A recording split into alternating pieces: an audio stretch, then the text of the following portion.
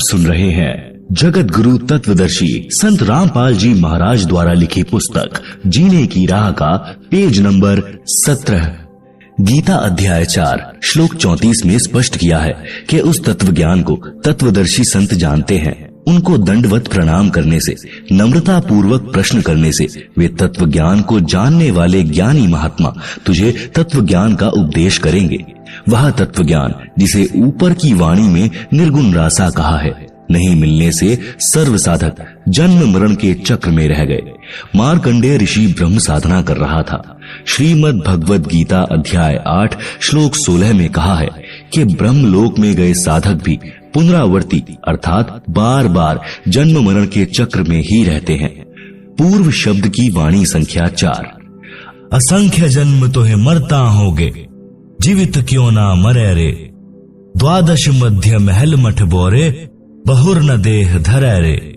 सरलार्थ, हे मानव, तू अनंत बार जन्म और मर चुका है।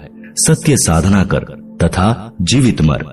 जीवित मरने का तात्पर्य है कि भक्त को ज्ञान हो जाता है कि इस संसार की प्रत्येक वस्तु अस्थाई है, यह शरीर भी स्थायी नहीं है।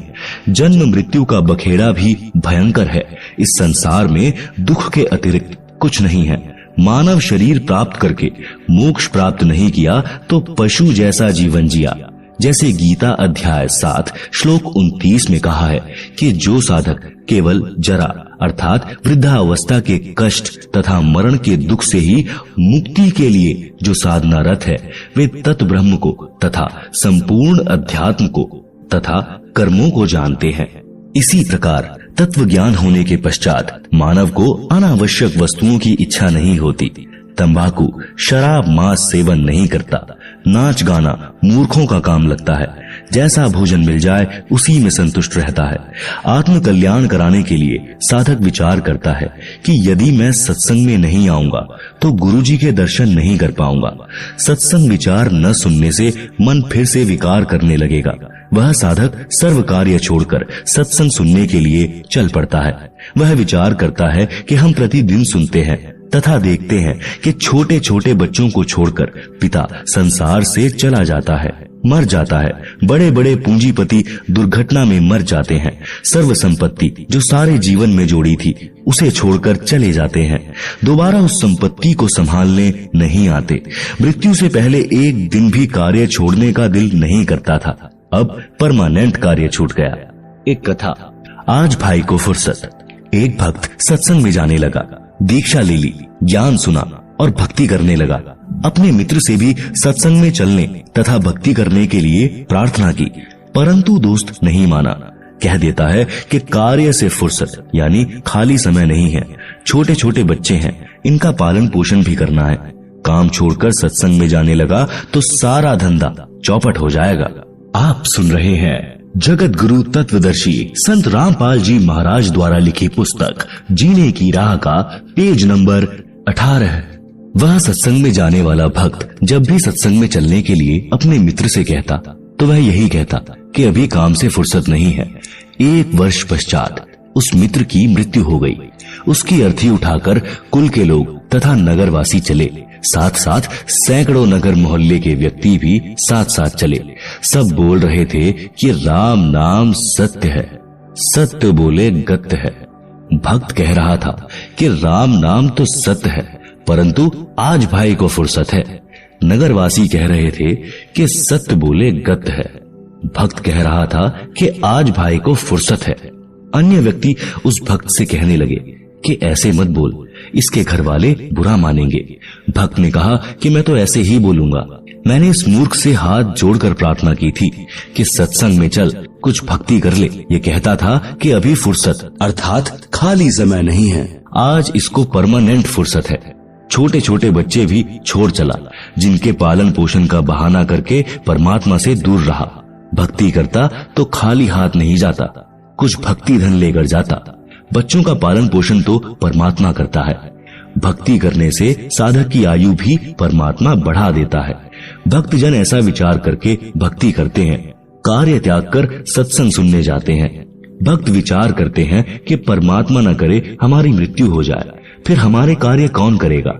हम यह मान लेते हैं कि हमारी मृत्यु हो गई, हम 3 दिन के लिए मर गए, यह विचार करके सत्संग में चले, अपने को मृत मान लें और सत्संग में चले जाएं।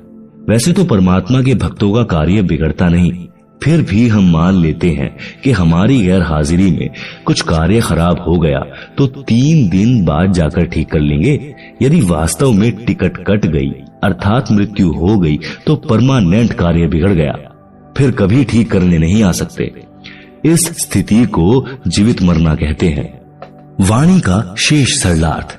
द्वादश मध्य महल मठ बोरे, बहुर न देहि धरे रे। सरलार्थ। श्रीमद् भगवद गीता अध्याय 15 श्लोक 4 में कहा है कि तत्व ज्ञान की प्राप्ति के पश्चात परमेश्वर के उस परम पद की खोज करनी चाहिए जहां जाने के पश्चात साधक लौटकर संसार में कभी नहीं आते, अर्थात उनका पुनर्जन्म नहीं होता, वे फिर देह धारण नहीं करते।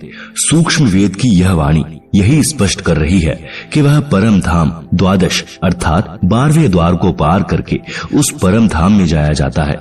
आज तक सर्व ऋषि महर्षि संत मंडलेश्वर केवल 10 द्वार बताया करते, परंतु परमेश्वर कबीर जी ने अपने स्थान को प्राप्त कराने का सत्य मार्ग सत्य स्थान स्वयं ही बताया है। उन्होंने 12वां द्वार बताया है। इससे भी स्पष्ट हुआ है कि आज तक यानी सन 2012 तक पूर्व के सब ऋषियों संतों पंथों की भक्ति काल ब्रह्म तक की थी, जिस कारण से जन्म मृत्यु का चक्र चलता रहा। वाणी संख्या 5। दोजख बहिष्ट सभी तय देखे राजपाट के रसिया, 3 लोक से तृप्त नाही यह मन भोगी खसिया। आप सुन रहे हैं जगत गुरु तत्वदर्शी संत रामपाल जी महाराज द्वारा लिखी पुस्तक जीने की राह का पेज नंबर 19। सरलार्थ। तत्व ज्ञान के अभाव में पूर्ण मोक्ष का मार्ग न मिलने के कारण कभी दोजख अर्थात नरक में गए, कभी बहिष्ट अर्थात स्वर्ग में गए, कभी राजा बनकर आनंद लिया। यदि इस मानव को 3 लोक का राज्य भी दे दे तो भी तृप्ति नहीं होती। उदाहरण, यदि कोई गांव का सरपंच बन जाता है तो वह इच्छा करता है कि विधायक बने तो मौज होवे, विधायक इच्छा करता है कि मंत्री बनूं तो बात कुछ अलग हो जाएगी, मंत्री बनकर इच्छा करता है कि मुख्यमंत्री बनूं तो पूरी चौधर हो, आनंद ही न्यारा होगा, सारे प्रांत पर कमान चलेगी। मुख्यमंत्री बनने के पश्चात प्रबल इच्छा होती है कि प्रधानमंत्री बनूं तो जीवन सार्थक हो, तब तक जीवन लीला समाप्त हो जाएगी, फिर गधा बनकर कुमार के लठ यानी डंडे खा रहा होगा।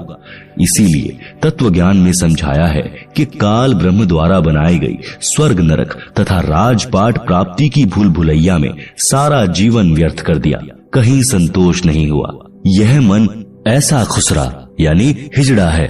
एक इब्राहिम सुल्तान अदम नाम का इराक देश के बलख शहर का राजा था। वह पूर्व जन्म का बहुत अच्छा भक्त था, परंतु वर्तमान के ऐश्वर्य में मस्त होकर परमात्मा को भूल चुका था। राज के ठाठ में तथा महलों में आनंद मान बैठा था। एक दिन परमात्मा सत्यलोक से आकर एक यात्री का रूप बनाकर राजा के महल में गए तथा कहा कि हे सराय वाले, एक कमरा किराए पर दे, पैसे बता, रात्रि बितानी है। राजा ने कहा, हे भोले यात्री, आपको यह सराय यानी धर्मशाला दिखाई देती है, मैं राजा हूँ और ये मेरा महल है। यात्री रूप में परमात्मा ने पूछा कि आपसे पहले इस महल में कौन रहते थे? राजा ने कहा कि मेरे पिता दादा परदादा रहते थे। यात्री रूप में परमेश्वर ने पूछा कि आप कितने दिन रहोगे इस महल में? राजा ने कहा कि एक दिन मैं भी चला जाऊंगा इन्हें छोड़कर। परमेश्वर बोले कि यह सराय नहीं तो क्या है, यह सराय है, जैसे तेरे बाप दादा गए ऐसे ही तू चला जाएगा, इसीलिए मैंने महलों को धर्मशाला बताया है। राजा को वास्तविकता का ज्ञान हुआ, संसार की इच्छा त्याग कर आत्म कल्याण करवाया, सदा रहने वाला सुख तथा अमर जीवन प्राप्त करने के लिए दीक्षा ली और आजीवन भक्ति की, अपना मानव जीवन सफल किया। वाणी नंबर 6। सतगुरु मिले तो इच्छा मेटे, पद मिल पदे समाना, चल हंसा उस लोक पठाऊं जो आदि अमर अस्थाना। सरलार्थ।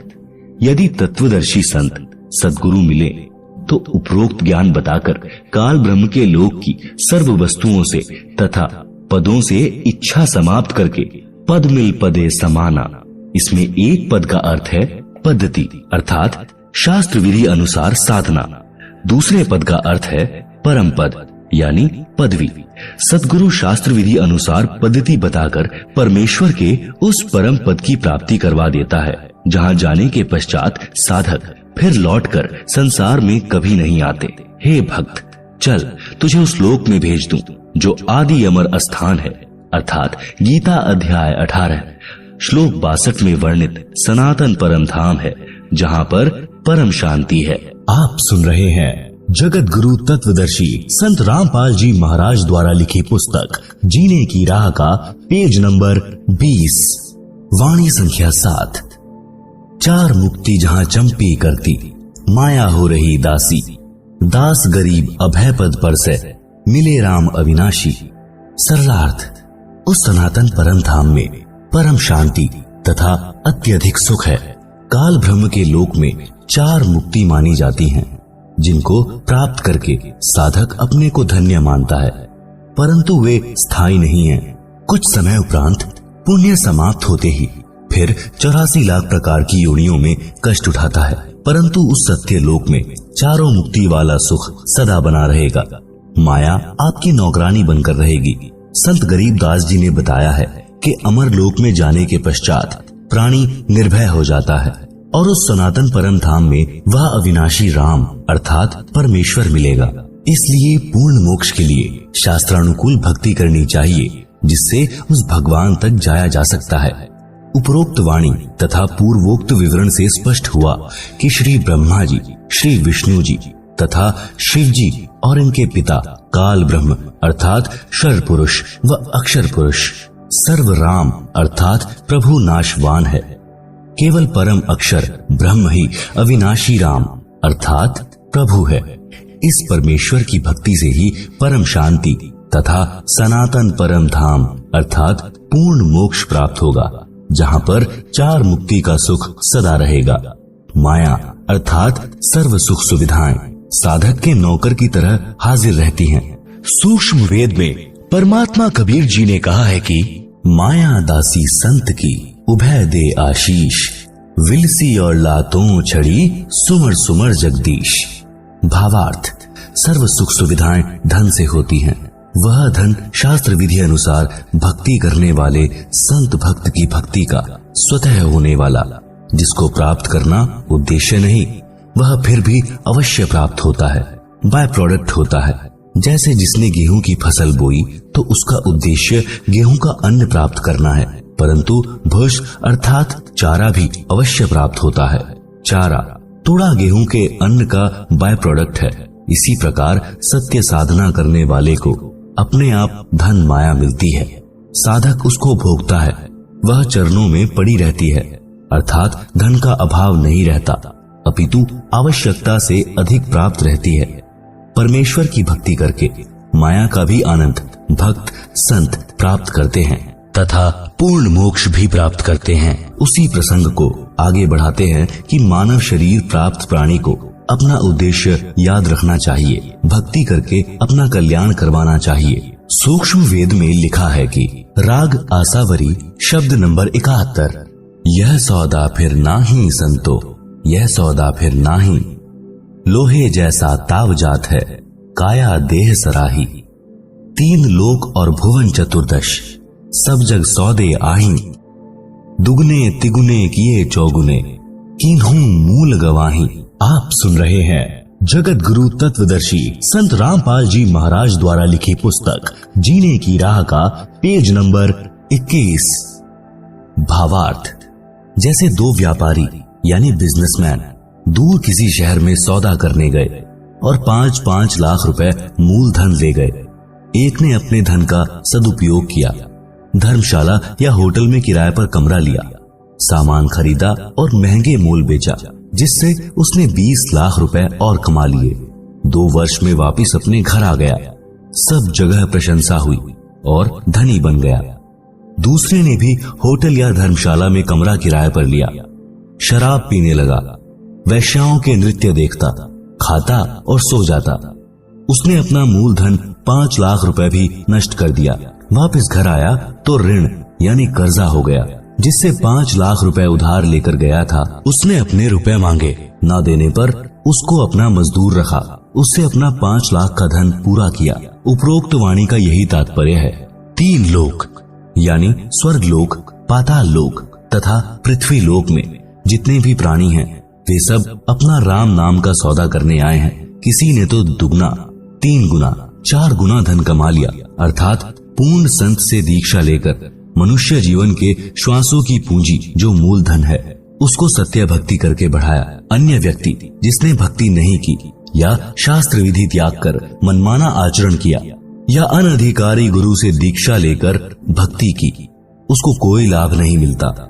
यह पवित्र गीता अध्याय 16 श्लोक 23-24 में प्रमाण है, जिस कारण से उसने भी अपने मनुष्य जीवन के श्वास रूपी मूलधन को सत्य भक्ति बिना नष्ट कर लिया।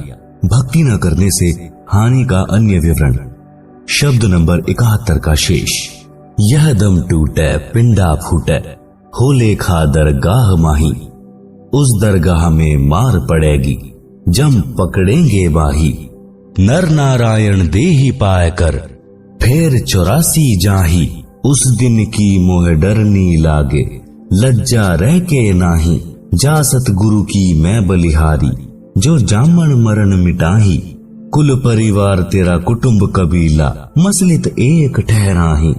बांध पिंजरी आगे धर लिया, मरघट कूले जाही, अग्नि लगा दिया जब लंबा, फूंक दिया उस ठाही।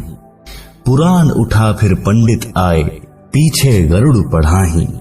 भावार्थ, यह दम अर्थात श्वास जिस दिन समाप्त हो जाएंगे, उसी दिन यह शरीर रूपी पिंड छूट जाएगा।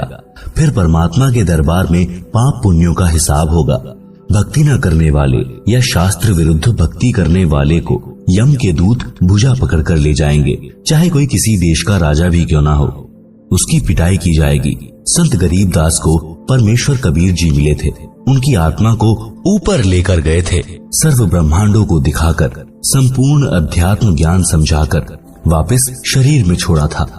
संत गरीबदास जी आंखों देखा हाल बयान कर रहे हैं कि हे मानव, आपको नर शरीर मिला है जो नारायण अर्थात परमात्मा के शरीर जैसा अर्थात उसी का स्वरूप है।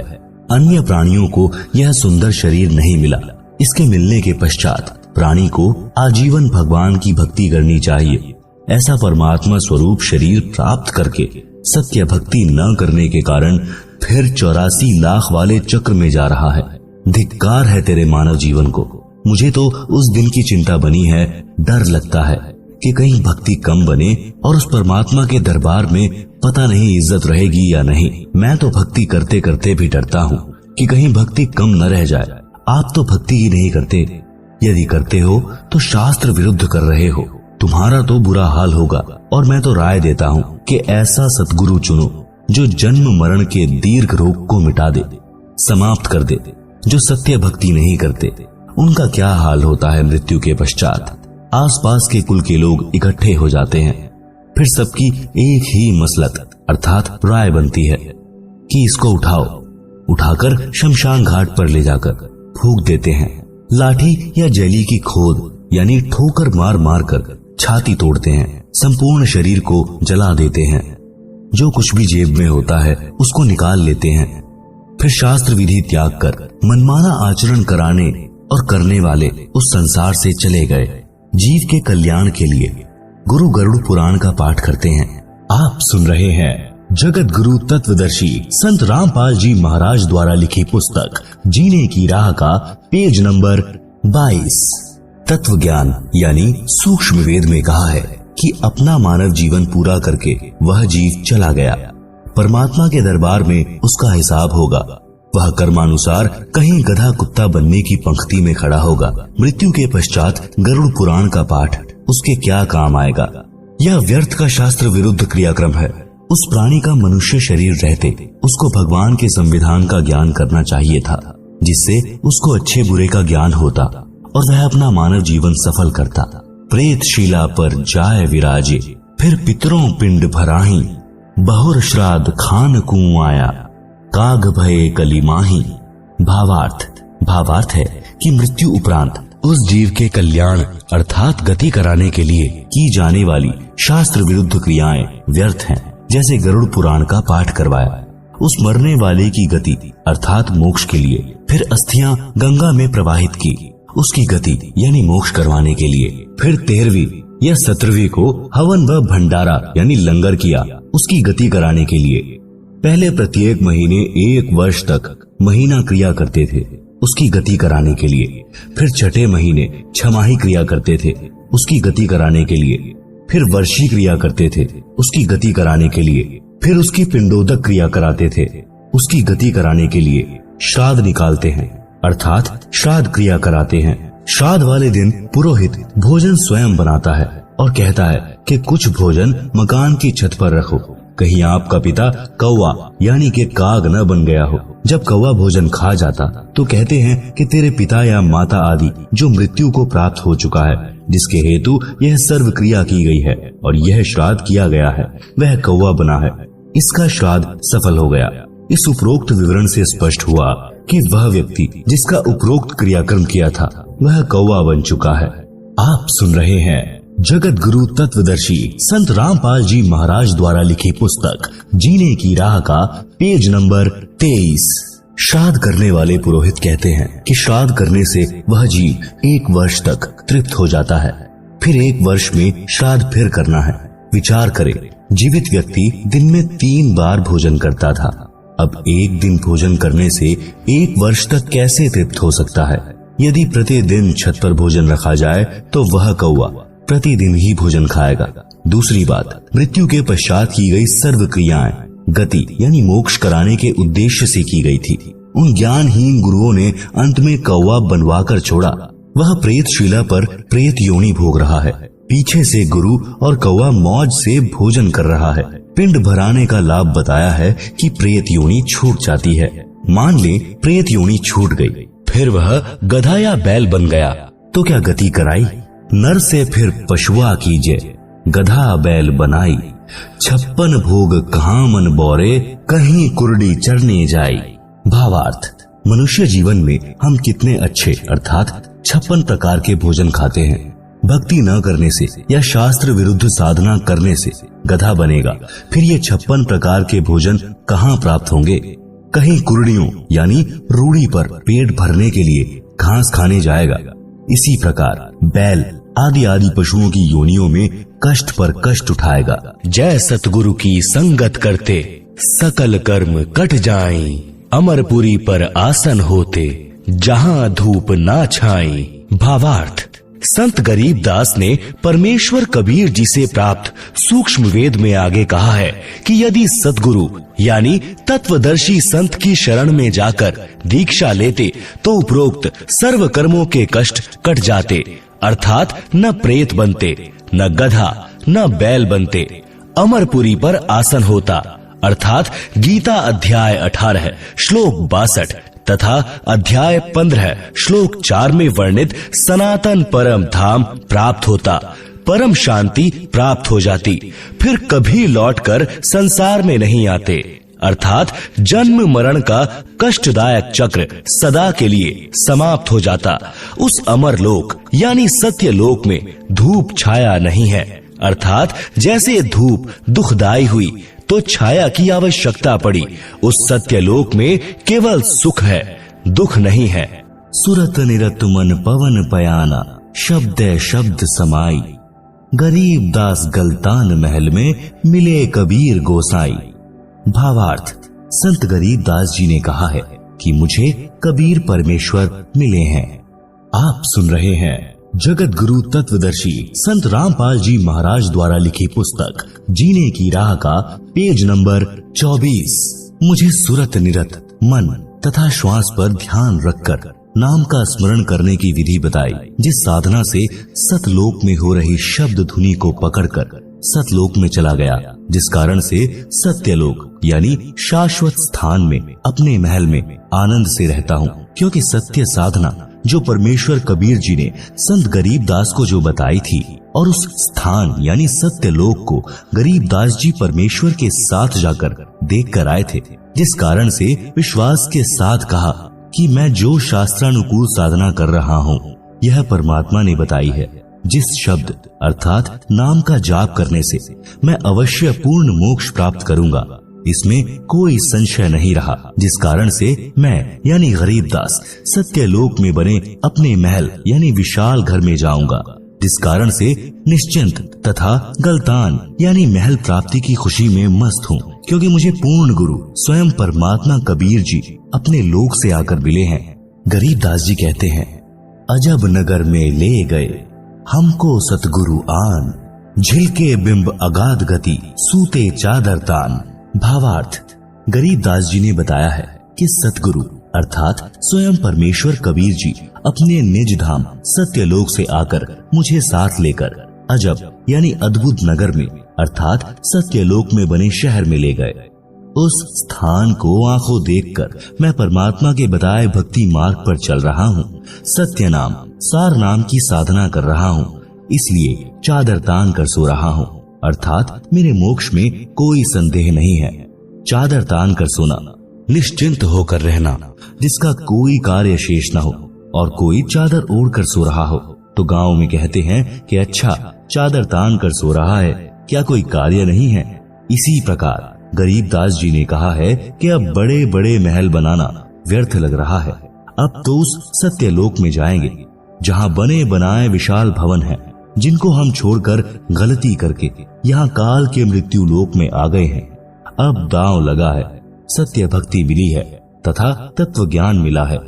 सज्जनों, वह सत्य भक्ति वर्तमान में मेरे रामपाल दास जी के पास है, जिससे इस दुखों के घर संसार से पार होकर वह परम शांति तथा शाश्वत स्थान यानी सनातन परम धाम प्राप्त हो जाता है, जिसके विषय में गीता अध्याय 18 श्लोक 62 में कहा है तथा गीता अध्याय 15 श्लोक 4 में कहा है कि तत्वदर्शी संत से तत्व ज्ञान प्राप्त करके उस तत्व ज्ञान से अज्ञान का नाश करके उसके पश्चात परमेश्वर के उस परम पद की खोज करनी चाहिए, जहाँ जाने के पश्चात साधक फिर लौटकर संसार में कभी नहीं आता। भक्ति न करने से बहुत दुख होगा। सूक्ष्म वेद में कहा है, यह संसार समझदा नाही, कहंदा शाम दोपहरे नु, गरीब दास ये वक्त जात है, रोवोगे इस पहरे नु। आप सुन रहे हैं जगत गुरु तत्वदर्शी संत रामपाल जी महाराज द्वारा लिखी पुस्तक जीने की राह का पेज नंबर 25। भावार्थ, आध्यात्मिक ज्ञान के अभाव में परमात्मा के विधान से अपरिचित होने के कारण यह प्राणी इस दुखों के घर संसार में महान कष्टशील रहा है और इसी को सुख स्थान मान रहा है। जैसे एक व्यक्ति जून के महीने में दिन के 12 या 1 बजे हरियाणा प्रांत में शराब पीकर चिलचिलाती धूप में गिरा पड़ा है, पसीनों से बुरा हाल है, रेत शरीर से लिपटा है। एक व्यक्ति ने कहा, हे भाई उठ, तुझे वृक्ष के नीचे बैठा दूं, तू यहाँ पर गर्मी में जल रहा है। शराबी बोला कि मैं बिल्कुल ठीक हूँ, मौज हो रही है, कोई कष्ट नहीं है। एक व्यक्ति किसी कारण कोर्ट में गया, वहां उसका रिश्तेदार मिला, एक दूसरे से कुशल मंगल पूछी। दोनों ने कहा सब ठीक है, मौज है। एक व्यक्ति का एक लौता पुत्र बहुत रोगी था, उसको पीजीआई में भर्ती करा रखा था। लड़के की बचने की आशा बहुत कम थी। ऐसी स्थिति में माता पिता की क्या दशा होती है आसानी से समझी जा सकती है। रिश्तेदार मिलने आए और पूछा कि बच्चे का क्या हाल है। पिता ने बताया कि बचने का भरोसा नहीं। फिर पूछा और कुशल मंगल है। पिता ने कहा कि सब मौज है, विचार करें। शराब के नशे में घोर धूप के ताप को झेल रहा था, फिर भी कह रहा था कि मौज हो रही है। कोर्ट कचहरियों में जो रिश्तेदार मिले, दोनों ही कह रहे थे कि सब मौज है। विचार करें, जो व्यक्ति कोर्ट के कोल्हू में फंसा है, उसको स्वप्न में भी सुख नहीं होता, फिर भी दोनों कह रहे थे कि मौज है, अर्थात आनंद है। जिस व्यक्ति का एक लौता पुत्र मृत्यु शैया पर हो, उसको मौज कैसी। इसलिए सूक्ष्म वेद में कहा है कि इस दुखालय संसार में यह प्राणी महाकष्ट को सुख मान रहा है। यह संसार समझदा नाही, कहंदा शाम दोपहरे नु, गरीब दास ये वक्त जात है, रोवोगे इस पहरे नु। भावार्थ, संत गरीब दास जी ने बताया है कि मनुष्य जन्म प्राप्त करके जो व्यक्ति भक्ति नहीं करता वह कुत्ते, गधे आदि आदि की योनि में कष्ट उठाता है। कुत्ता रात्रि में आसमान की ओर मुख करके रोता है। इसलिए गरीब दास जी ने बताया है कि यह मानव शरीर का वक्त एक बार हाथ से निकल गया और भक्ति नहीं की तो इस समय यानी इस पहरे को याद करके रोया करोगे। भक्ति मार्ग पर यात्रा। जब तक आध्यात्मिक ज्ञान नहीं तब तक तो जीव माया के नशे में अपना उद्देश्य भूल चुका था। और जैसा ऊपर बताया है कि शराबी नशे में ज्येष्ठ महीने की गर्मी में दिन के दोपहर के समय धूप में पड़ा पड़ा पसीने व रेत में सना भी कह रहा होता है कि मौज हो रही है, परंतु नशा उतरने के पश्चात उसे पता चलता है कि तू तो जंगल में पड़ा है, घर तो अभी दूर है। आप सुन रहे हैं जगत गुरु तत्वदर्शी संत रामपाल जी महाराज द्वारा लिखी पुस्तक जीने की राह का पेज नंबर 26। कबीर जी ने कहा है कि यह माया अटपटी सब घट आन अड़ी, किस किस को समझाऊं या कुएं भांग पड़ी। भावार्थ, अध्यात्म ज्ञान रूपी औषधि सेवन करने से जीव का नशा उतर जाता है। फिर वह भक्ति के सफर पर चलता है, क्योंकि उसे परमात्मा के पास पहुंचना है जो उसका अपना पिता है तथा वह सतलोक जीव का अपना घर है। यात्रा पर चलने वाला व्यक्ति सारे सामान को उठाकर नहीं चल सकता, केवल आवश्यक सामान लेकर यात्रा पर चलता है। इसी प्रकार भक्ति के सफर में अपने को हल्का होकर चलना होगा, तभी मंजिल को प्राप्त कर सकेंगे। भक्ति रूपी राह पर चलने के लिए अपने को मानसिक शांति का होना अनिवार्य है। मानसिक परेशानी का कारण है अपनी परंपराएं तथा नशा, मान बढ़ाई, लोक दिखावा। यह भार व्यर्थ के लिए खड़े हैं। जैसे बड़ी कोठी, बड़ी महंगी कार, श्रृंगार करना, महंगे आभूषण यानी स्वर्ण के आभूषण संग्रह करना, विवाह में दहेज लेना देना, बैंड बाजे डीजे बजाना, गुरचड़ी के समय पूरे परिवार का बेशर्मों की तरह नाचना, मृत्यु भोज करना, बच्चे के जन्म पर खुशी मनाना, खुशी के अवसर पर पटाखे जलाना, फिजूल खर्ची करना आदि आदि जीवन के भक्ति सफर में बाधक होने के कारण त्यागने पड़ेंगे। विवाह कैसे करें? जैसे श्री देवी दुर्गा जी ने अपने तीनों पुत्रों श्री ब्रह्मा जी, श्री विष्णु जी तथा श्री शिव जी का विवाह किया था, इसी पुस्तक में आगे पढ़ेंगे। मेरे यानी लेखक के अनुयायी ऐसे ही करते हैं। 17 मिनट की असुर निकंदन रामायणी है। फेरों के स्थान पर उसको बोला जाता है, जो करोड़ गायत्री मंत्र यानी ओम भूर्भुवः से उत्तम तथा लाभदायक है, जिसमें विश्व के सर्व देवी देव तथा पूर्ण परमात्मा का आह्वान तथा स्तुति प्रार्थना है, जिस कारण से सर्व शक्तियाँ उस विवाह वाले जोड़े की सदा रक्षा तथा सहायता करते हैं। इससे बेटी बची रहेगी, जीने की सुगम राह हो जाएगी। विवाह में प्रचलित वर्तमान परंपरा का त्याग, विवाह में व्यर्थ का खर्चा त्यागना पड़ेगा। जैसे बेटी के विवाह में बड़ी बारात का आना, दहेज देना, यह व्यर्थ परंपरा है, जिस कारण से बेटी परिवार पर भार मानी जाने लगी है और उसको गर्भ में ही मारने का सिलसिला शुरू है, जो माता पिता के लिए महापाप का कारण बनता है। बेटी देवी का स्वरूप है। हमारी कुपरंपराओं ने बेटी को दुश्मन बना दिया। श्री देवी पुराण के 3 स्कंद में प्रमाण है कि इस ब्रह्मांड के प्रारंभ में तीनों देवताओं श्री ब्रह्मा जी, श्री विष्णु जी तथा श्री शिव जी का जब इनकी माता श्री दुर्गा जी ने विवाह किया, उस समय न कोई बाराती था, न कोई भाती था, न कोई भोजन भंडारा किया गया था, न डीजे बजा था, न कोई नृत्य किया गया था। श्री दुर्गा जी ने अपने बड़े पुत्र श्री ब्रह्मा जी से कहा कि हे ब्रह्मा, यह सावित्री नाम की लड़की तुझे तेरी पत्नी के रूप में दी जाती है, इसे ले जाओ और अपना घर बसाओ। इसी प्रकार अपने बीच वाले पुत्र श्री विष्णु जी से लक्ष्मी जी तथा छोटे बेटे श्री शिव जी को पार्वती जी को देकर कहा कि ये तुम्हारी पत्नियां हैं, इनको ले जाओ और अपना अपना घर बसाओ। तीनों अपनी अपनी पत्नियों को लेकर अपने अपने लोक में चले गए, जिससे विश्व का विस्तार हुआ। आप सुन रहे हैं जगत गुरु तत्वदर्शी संत रामपाल जी महाराज द्वारा लिखी पुस्तक जीने की राह का पेज नंबर 27। शंका समाधान। कुछ व्यक्ति कहते हैं कि पार्वती जी की मृत्यु हो गई थी, उस देवी का पुनर्जन्म राजा दक्ष के घर हुआ था। युवा होने पर देवी सती यानी पार्वती जी ने नारद के बताने के पश्चात श्री शिव जी को पति बनाने का दृढ़ संकल्प कर लिया और अपनी माता जी के माध्यम से अपनी इच्छा पिता दक्ष को बताई। तो राजा दक्ष ने कहा कि वह शिव जी मेरा दामाद बनने योग्य नहीं है, क्योंकि वह नग्न रहता है, केवल एक मृग छाल पर्दे पर बांधता है, शरीर पर राख लगाकर भांग के नशे में रहता है, सर्पों को साथ रखता है। ऐसे व्यक्ति से मैं अपनी बेटी का विवाह करके जगत में हंसी का पात्र नहीं बनूंगा। परंतु देवी पार्वती भी जिद की पक्की थी। उसने अपनी इच्छा श्री शिव जी के पास भिजवा दी और कहा कि मैं आपसे विवाह करना चाहती हूँ। राजा दक्ष ने पार्वती जी का विवाह किसी अन्य के साथ निश्चित कर रखा था। उसी दिन श्री शिव जी अपने साथ हजारों की संख्या में भूत प्रेत, भैरव तथा अपने गणों को लेकर विवाह मंडप पर पहुंच गए। राजा दक्ष के सैनिकों ने विरोध किया। शिव की सेना और दक्ष की सेना में युद्ध हुआ। पार्वती ने शिव जी को वरमाला पहना दी। पार्वती को बलपूर्वक लेकर श्री शिव जी कैलाश पर्वत पर अपने घर ले गए।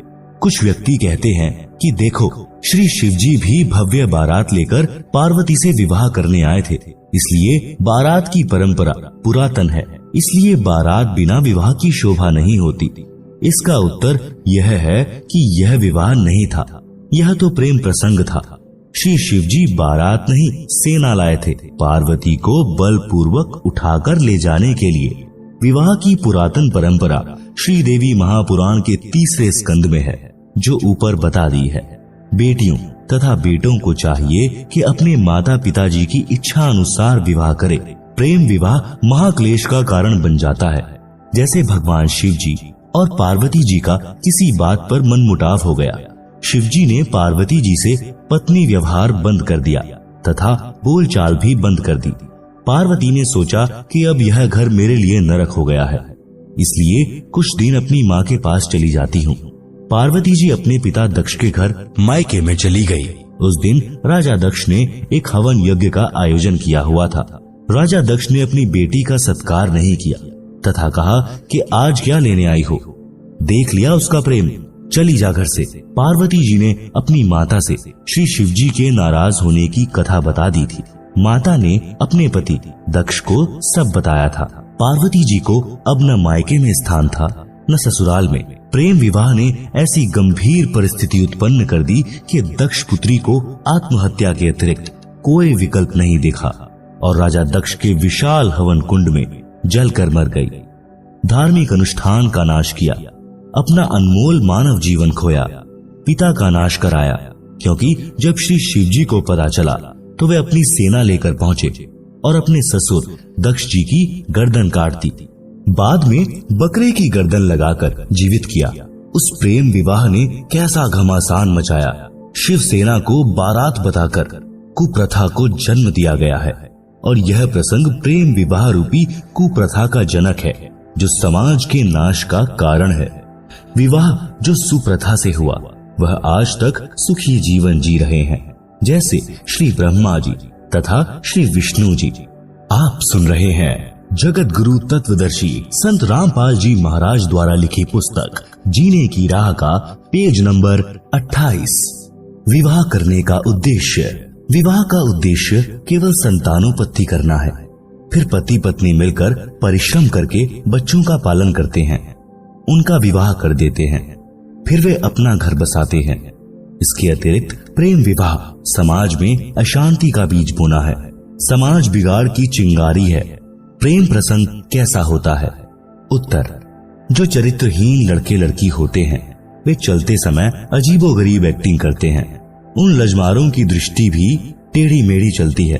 कभी बनावटी मुस्कुराना, मुड़ मुड़ कर आगे पीछे देखना, चटक मटक कर चलना उन पाप आत्माओं का शौक होता है, जो अंत में प्रेम विवाह का रूप बन जाता है। बाद में उनको पता चलता है कि दोनों के अन्य भी प्रेमी प्रेमिकाएं थी। फिर उनकी दशा भगवान शिव जी पार्वती वाली होती है। न घर के रहते हैं न घाट के। विवाह करने का उद्देश्य ऊपर बता दिया है। इससे हटकर जो भी कदम युवा उठाते हैं वह जीवन सफर को नरक बनाने वाला होता है। यदि किसी का प्रेम संबंध भी बन जाए तो इस बात का ध्यान अवश्य रखें कि अपने समाज की मर्यादा जैसे गोत्र, गांव तथा विवाह क्षेत्र भंग न होती हो, जिससे कुल व माता पिता की इज्जत को ठेस पहुंचे। गलती से ऐसा हो भी जाए और बाद में पता चले तो लड़के लड़की को चाहिए कि तुरंत उस प्रेम को तोड़ दें। अंतर जातीय विवाह वर्तमान में करने में कोई हानि नहीं है, परंतु उपरोक्त मर्यादा का ध्यान अवश्य रखें। भगवान शिव जी ने भी देवी पार्वती को इसी कारण से त्यागा था। आगे की कथा इस प्रकार है। भगवान शिव का अपनी पत्नी को त्यागना। जिस समय श्री रामचंद्र पुत्र श्री दशरथ यानी राजा अयोध्या वनवास का समय बिता रहे थे, उस दौरान सीता जी का अपहरण लंका के राजा रावण ने कर लिया था। श्री राम को पता नहीं था। सीता जी के वियोग में श्री राम जी विलाप कर रहे थे। आकाश से शिव पार्वती ने देखा। पार्वती ने शिव से पूछा कि यह व्यक्ति इतनी बुरी तरह क्यों रो रहा है, इस पर क्या विपत्ति आई है। आप सुन रहे हैं जगत गुरु तत्वदर्शी संत रामपाल जी महाराज द्वारा लिखी पुस्तक जीने की राह का पेज नंबर 29। श्री शिव जी ने बताया कि यह साधारण व्यक्ति नहीं है, यह श्री विष्णु जी हैं, जो राजा दशरथ के घर जन्मे हैं। अब वनवास का समय बिता रहे हैं। इनकी पत्नी सीता भी इनके साथ आई थी, उनका किसी ने अपहरण कर लिया है, इसलिए दुखी हैं। पार्वती जी ने कहा कि मैं सीता रूप धारण करके इनके सामने जाऊंगी। यदि मुझे पहचान लेंगे तो मैं मानूंगी कि ये वास्तव में भगवान हैं। शिव जी ने पार्वती से कहा था कि यह गलती ना करना, यदि आपने सीता रूप धारण कर लिया तो मेरे काम की नहीं रहोगी। पार्वती जी ने उस समय तो कह दिया कि ठीक है, मैं परीक्षा नहीं लूंगी। परंतु शिव के घर से बाहर जाते ही सीता रूप धार कर श्री राम के सामने खड़ी हो गई। श्री राम बोले कि हे दक्ष पुत्री माया, आज अकेले कैसे आई? श्री शिव जी को कहां छोड़ आई? तब देवी जी लज्जित हुई और बोली कि भगवान शिव सत्य ही कह रहे थे कि आप त्रिलोकीनाथ हैं। आपने मुझे पहचान लिया, मैं परीक्षा लेने आई थी। भगवान शिव को भी पता चल गया कि पार्वती ने सीता रूप धारण करके परीक्षा ली है। पार्वती जी से पूछा कि कर दिया वही काम जिसके लिए मना किया था। पार्वती जी ने झूठ भी बोला कि मैंने कोई परीक्षा नहीं ली है। परंतु शिव जी पूर्ण रूप से नाराज हो गए और प्रेम विवाह नरक का कारण बना, जो ऊपर आप जी ने पढ़ा है। इसलिए युवाओं से निवेदन है कि अपनी कमजोरी के कारण माता पिता तथा समाज में विष न खोले। विवाह करना अच्छी बात है, बकवाद करना बुरी बात है। विवाह के लिए माता पिता समय पर स्वयं चिंतित हो जाते हैं और विवाह करके ही दम लेते हैं। फिर युवा क्यों सिरदर्द मोल लेते हैं? जब तक विवाह नहीं होता चाव चढ़ा रहता है। विवाह के पश्चात बच्चे हो जाते हैं। 7 साल के पश्चात महसूस होने लगता है कि या के बनी, जैसे हरियाणवी कवि यानी स्वांगी जाट मेहर सिंह जी ने कहा है कि विवाह करके देख लियो, जिसने देखी जेल नहीं है। जैसे जेल में 4 दीवारी के अंदर रहना मजबूरी होती है, इसी प्रकार विवाह के पश्चात माता पिता के लिए, अपने परिवार के पोषण के लिए, गृहस्थी जीवन जीने के लिए सामाजिक मर्यादा रूपी 4 दीवारी के अंदर रहना अनिवार्य हो जाता है। अपनी मर्जी नहीं चला सकता, यानी नौकरी वाला नौकरी पर जाता है, मजदूर मजदूरी पर तथा किसान खेत के कार्य को करने के लिए मजबूर है, जो जरूरी है। इसलिए विवाहित जीवन मर्यादा रूपी कारागार कही जाती है। परंतु इस कारागार बिना संसार की उत्पत्ति नहीं हो सकती।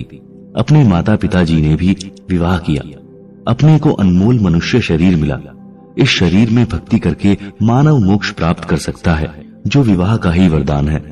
इस पवित्र संबंध को चरित्रहीन व्यक्ति कामुक कथा सुनाकर तथा राग रागिनी गाकर युवाओं में वासनाओं को उत्प्रेरित करते हैं, जिससे शांत व मर्यादित मानव समाज में आग लग जाती है।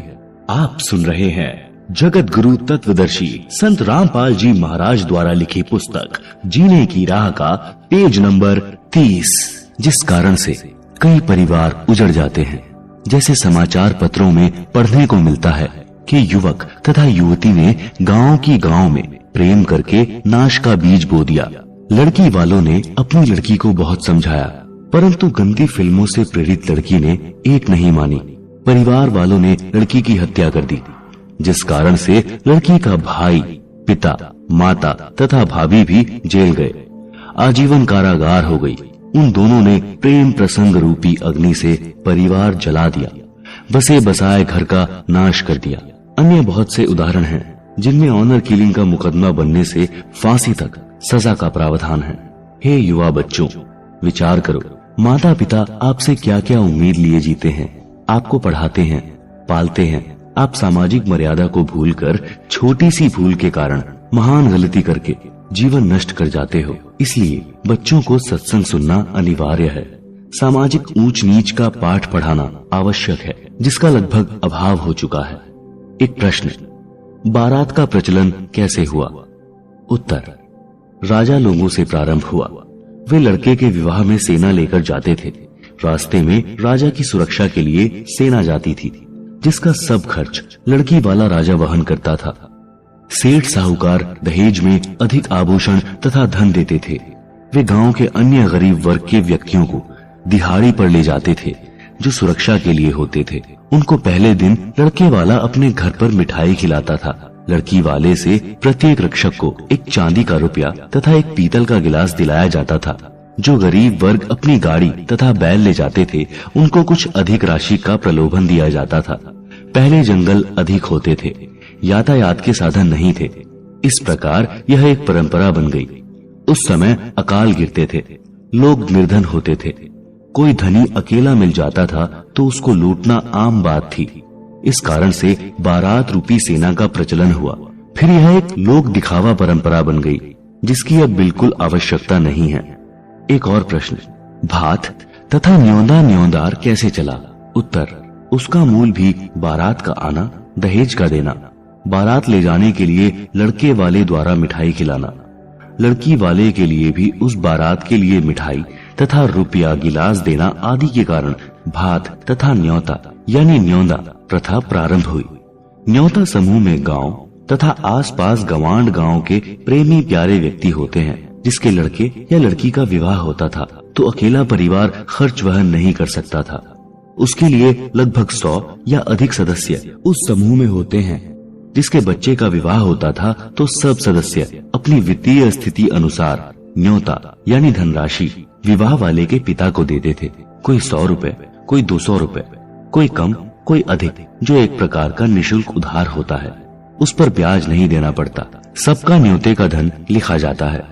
प्रत्येक सदस्य की बही यानी डायरी में प्रत्येक विवाह पर दिया न्योता लिखा होता है। इस प्रकार विवाह वाले परिवार को धन की समस्या नहीं आती है। आप सुन रहे हैं जगत गुरु तत्वदर्शी संत रामपाल जी महाराज द्वारा लिखित पुस्तक जीने की राह का पेज नंबर 31। भात। भात भी इसी कड़ी में भरा जाता है।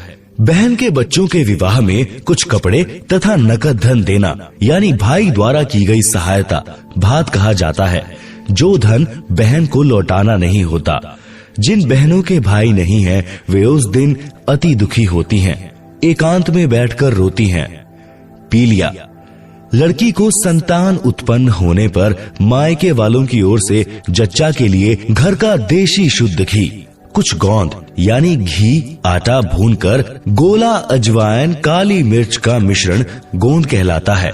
नवजात बच्चे के छोटे छोटे कपड़े यानी झुगले भी मायके वाले तथा लड़की की ननंदों द्वारा लाए जाते हैं। यह परंपरा है जो कपड़े 1 वर्ष के पश्चात व्यर्थ हो जाते हैं। इस तरह की परंपरा को त्यागना है, क्योंकि जीवन के सफर में व्यर्थ का भार है। आप अपनी बेटी की सहायता कर सकते हैं, जैसे गाय भैंस लेनी है। बेटी की वित्तीय स्थिति कमजोर है तो उसको नकद रुपए दे सकते हैं, परंतु विवाह के समय नहीं। बेटी का आपकी संपत्ति में से हक दे सकते हैं अगर बेटी लेना चाहे तो। बेटी को चाहिए कि आवश्यकता पड़ने पर धन ले, परंतु फिर लौटा दे। परमात्मा पर विश्वास रखें, आपका सम्मान बना रहेगा। समाधान। इन सब का समाधान है कि विवाह को सूक्ष्म वेद के अनुसार किया जाए। आप जी ने 4 वेद सुने हैं, यजुर्वेद, ऋग्वेद, सामवेद तथा अथर्ववेद, परंतु 5वां वेद सूक्ष्म वेद है, जो स्वयं पूर्ण ब्रह्म जी ने पृथ्वी पर प्रकट होकर अपने मुख कमल से अमृतवाणी द्वारा प्रदान किया है। मेरे यानी रामपाल दास के अनुयायी उसी 5वें वेद के अनुसार विवाह रस्म करते हैं, जिसमें कोई उपरोक्त परंपरा की आवश्यकता नहीं पड़ती। विवाह पर तथा अन्य अवसरों लड़की लड़के वाले पक्ष का कोई खर्च नहीं कराना होता, केवल कन्यादान यानी बेटी दान करना है। लड़की अपने पहनने के लिए केवल 4 ड्रेस ले जा सकती है। जूता तो पहन ही रखा है। बस जिस घर में जाएगी वह परिवार उस बेटी को अपने घर के सदस्य की तरह रखेगा। अपने घर की वित्तीय स्थिति के अनुसार अन्य सदस्य के समान सर्व आवश्यक वस्तुएं उपलब्ध कराएगा। बेटी अपने माता पिता, भाई भाभी पर कोई भार नहीं बनेगी। जब कभी अपने मायके आएगी तो कोई सूट तथा नकद नहीं लेगी, जिस कारण से भाभी भाई को भी प्यारी लगेगी। भाभी को ननंद इसलिए खटकती है कि आ गई, 4-5 हजार खर्च करवा कर जाएगी, परंतु हमारी बेटी सम्मान के साथ आएगी और सम्मान के साथ लौट जाएगी। अपने मायके वालों से कोई वस्तु नहीं लेगी, जिससे दोनों पक्षों का परस्पर अधिक प्रेम सदा बना रहेगा। भक्ति भी अच्छी होगी। इस प्रकार जीने की यथार्थ राह पर चलकर हम शीघ्र मंजिल पर यानी मोक्ष तक पहुंचेंगे। एक प्रश्न, जिनको संतान प्राप्त नहीं होती है उस बे औलादे यानी संतानहीन का तो सुबह या शुभ कर्म को जाते समय मुख देखना भी बुरा मानते हैं, ऐसा क्यों? उत्तर, यह संपूर्ण आध्यात्मिक ज्ञान के टोटे के कारण गलत धारणा है। पाठक जन इसी पुस्तक के पृष्ठ 6 पर पढ़ें कि एक व्यक्ति के 4 पुत्र थे, उसको अधरंग हो गया तो किसी ने सेवा नहीं की। क्या उस आदमी के दर्शन इसलिए अच्छे हैं कि उसके संतान है? उसकी दुर्गति को कौन देखना अच्छा समझेगा? कृतघ्नि पुत्र। एक व्यक्ति के 2 पुत्र थे। वह व्यक्ति फौज से सेवानिवृत्त था। पेंशन बनी थी। पुत्र अलग अलग हो गए। छोटे पुत्र ने माता को अपने घर पर रख लिया, क्योंकि बच्चे छोटे थे। माता उनकी देखरेख के लिए चाहिए थी। बड़े के बाटे पिता आ गया। पिता ने कहा कि मैं पेंशन के रुपए उसको दूंगा जिसमें रोटी खाऊंगा। छोटा बेटा कहता था कि आधी आधी पेंशन बांट दिया कर। पिता ने मना कर दिया तो एक दिन पिता के सिर में लाठी मारी। पिता तुरंत मर गया। लड़के को आजीवन कारावास की सजा हो गई। व्यक्ति को पुत्र प्राप्त होने के कारण उसके दर्शन शुभ माने जाते थे, जिसके साथ अशुभ हो गया। अब आध्यात्मिक तराजू यानी बैलेंस में तोलकर देखते हैं कि बिना संतान वाले के दर्शन शुभ हैं या अशुभ। जैसे इसी पुस्तक में ऊपर स्पष्ट किया है कि परिवार संस्कार से बनता है। कोई कर्ज उतारने के लिए पिता पुत्र, पत्नी, माता पिता, बहन भाई आदि के रूप में जन्म लेकर परिवार रूप में ठाठ से रहते दिखाई देते हैं, परंतु कई युवा अवस्था में मर जाते हैं, कई विवाह होते ही मर जाते हैं। ये सब अपना ऋण पूरा होते ही अविलंब शरीर त्याग जाते हैं। जिनको संतान नहीं हुई है उनका कोई लेन देन शेष नहीं है। वे यदि पूर्ण गुरु से दीक्षा लेकर भक्ति करें तो उन जैसा सौभाग्यवान कोई नहीं है। न किसी के जन्म की खुशी, न मृत्यु का दुख। उन बिना औलाद वालों का दर्शन तो अति शुभ है। यदि भक्ति नहीं करते तो चाहे औलाद यानी संतान वाले हों, चाहे बे औलादे यानी बिना संतान वाले, दोनों ही अपना जीवन नष्ट कर जाते हैं। यदि भक्ति करते हैं तो दोनों के दर्शन शुभ हैं। बे औलादों सावधान। जिन पुण्यात्माओं को संतान नहीं होती तो आध्यात्मिक ज्ञान के अभाव से उनकी तड़फ संतान प्राप्ति की बनी रहती है। उसके लिए हर संभव प्रयत्न करते हैं, फिर भी कोई लेन देन वाला यानी संतान नहीं मिलता है तो आजीवन संतान प्राप्ति न होने के दुख को झेलते हैं। विशेषकर स्त्री की संतान उत्पन्न करने की इच्छा प्रबल होती है। वह अपने को बांझ कहलवाना नहीं चाहती।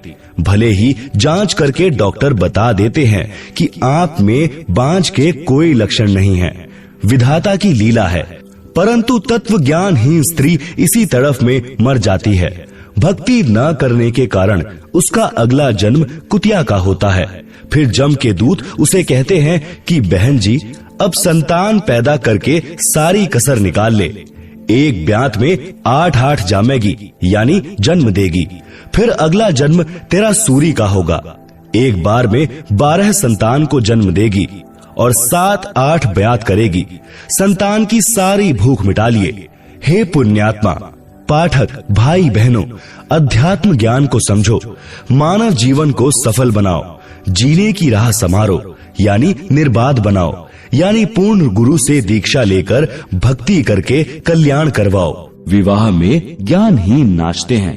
एक दिन समाचार पत्र में पढ़ा कि रोहतक का लड़का भिवानी विवाह के लिए कार में जा रहा था। उसके साथ दोनों बहनों के पति भी उसी कार में सवार थे। पहले दिन सब परिवार वाले, बहनें, माता पिता, भाई बटेऊ, चाचा ताऊ डीजे बजाकर नाच रहे थे। उधमस उतार रखा था।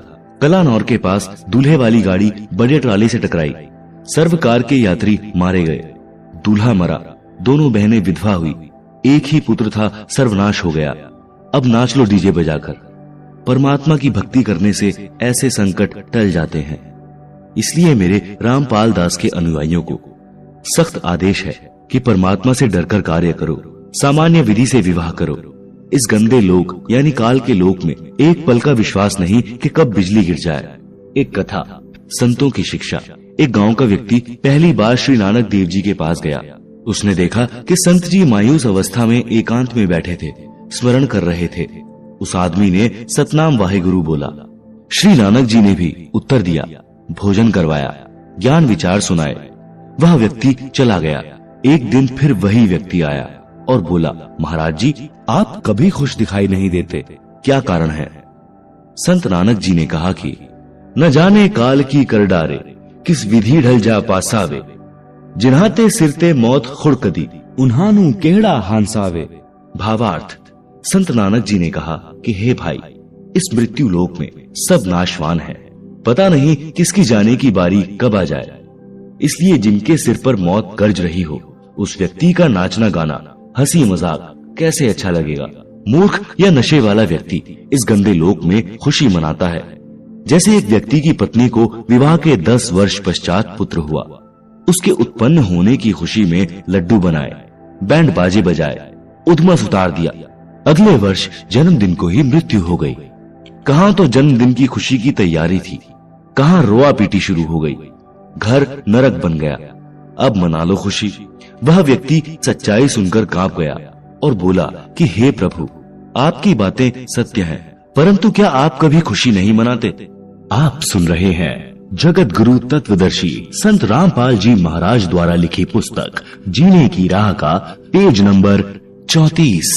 श्री नानक जी ने उत्तर दिया कि खुशी मनाता हूँ।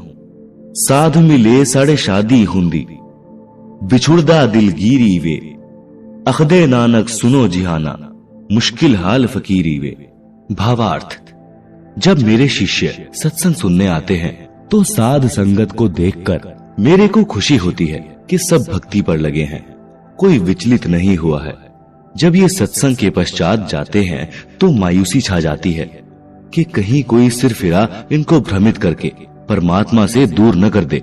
श्री नानक जी ने कहा कि ज्ञानहीन संतों ने फकीरी यानी भक्ति को कठिन बना दिया है। वे पूर्ण मोक्ष मार्ग जानते नहीं, भ्रमित करने को गुरु बने हैं, जो मीठी मीठी बातें बनाकर मेरे भक्तों को काल के जाल में ले जाते हैं। इसलिए जब तक वे पुनः सत्संग में सब नहीं आते तो मुझे चिंता बनी रहती है। सब आ जाते हैं तो खुशी होती है, परंतु हम नाचते गाते नहीं, दिल में महसूस करते हैं, मौत को कभी नहीं भूलते। कबीर जी ने कहा है, मौत बिसारी मूर्खा, अचरज किया कौन, तन मिट्टी में मिल जाएगा, ज्यों आटे में लौन। शब्दार्थ, हे मूर्ख मानव, तूने कैसा आश्चर्य कर रखा है कि मृत्यु को भूला है। तेरा शरीर एक दिन मृत्यु को प्राप्त होकर मिट्टी में मिल जाएगा। तेरा नाम निशान यानी चिन्ह भी दिखाई नहीं देगा, जैसे आटे में नमक मिलने पर दिखाई नहीं देता। भावार्थ है कि मृत्यु का दिन भूलकर ही मनुष्य यानी स्त्री पुरुष स्वार्थवश गलतियां करता है और संसार में बेफिक्र रहता है। यदि मृत्यु याद है तो मानव कभी पाप व गफलत नहीं कर सकता। अन्य उदाहरण, एक सेठ एक दिन एक संत के आश्रम में गया। संत की कृपा से उसको अच्छा लाभ हो गया। वह सेठ सेब, संतरों, केलों का बड़ा थैला भर कर गया। संत जी ने एक टोकरे में डाल दिए जिसमें फल प्रसाद रखते थे। सेठ 2 दिन बाद गया तो टोकरा फलों से भरा था। कुछ प्रसाद संत ने भक्तों को बांट दिया। कुछ भक्त फल प्रसाद लाए, वह टोकरे में डाल दिया। सेठ ने संत से कहा कि महाराज, आप फल क्यों नहीं खाते? संत जी बोले कि मेरे को मौत दिखाई देती है, इसलिए खाया नहीं जाता। सेठ ने पूछा, महाराज कब जा रहे हो संसार से? संत जी बोले, आज से 40 वर्ष पश्चात मेरी मृत्यु होगी। सेठ बोले, हे महाराज, यूं तो सबने मरना है, फिर क्यों डरना? यह भी कोई बात हुई? इस तरह तो आम आदमी भी नहीं डरता।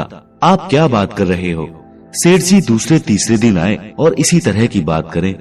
उस नगरी का राजा भी उस संत जी का भक्त था।